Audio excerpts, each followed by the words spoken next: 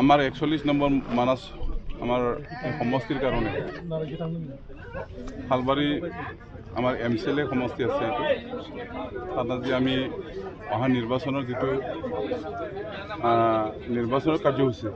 এই কাৰ্যসূচীবোৰ আমাৰ এই কাৰ্যালয়েৰ পৰা আৰম্ভ হব তাত আমাৰ আজিৰ উপস্থিত আছিল আমাৰ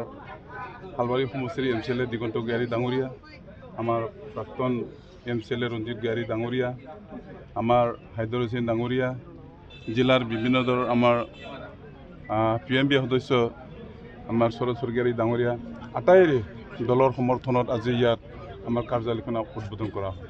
মনোনয়নৰ সময়ত বিপুল সংখ্যক লোক দেখা পাইছিলোঁ কেনেকৈ আশা প্ৰকাশ কৰিছে এইটো যুঁজটো কাৰ মাজত হ'ব এইটো ক'ব পৰা নাই এতিয়ালৈকে কিন্তু BPF মানে 1 লাখতকৈ অধিক পাই পেলাই জয়যুক্ত হৈ আছে কাৰ লগত যুঁজ কৰিব পৰা নাই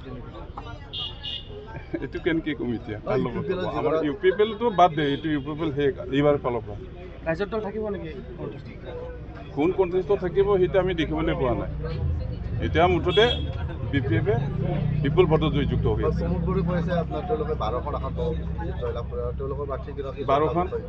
12খন যিমানখন আসনত দিছে সিমানখনেই তেওঁলোকে জিৰ' হ'ব প্ৰমোদ বড়ো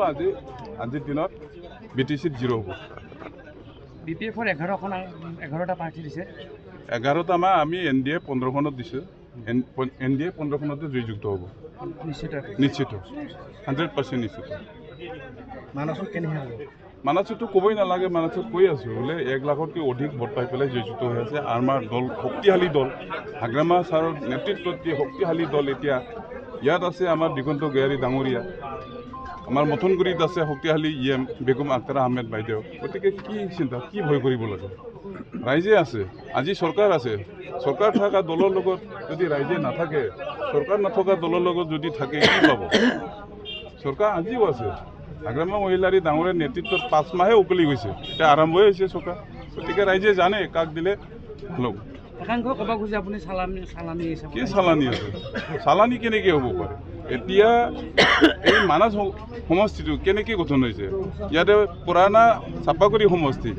পুৰাণা ভবানীপুৰ সমষ্টি পুৰাণা পাটাচাৰকুচি সমষ্টি সৰ্ব সমষ্টি তেনেকৈ ইয়াৰে কিছু অংশ কাটিহে এটা মানাস সম্পদ হেৰিটো হৈছে সমষ্টি ইয়াতে কোনে চালানি কোনে বাহিৰা কোনে চবেই একে শালবাৰী মথনগুৰি পিছত মানাস BPFৰ দখললৈ যাওঁতে নিশ্চিত BPFৰ দখলত আহিব নিশ্চিত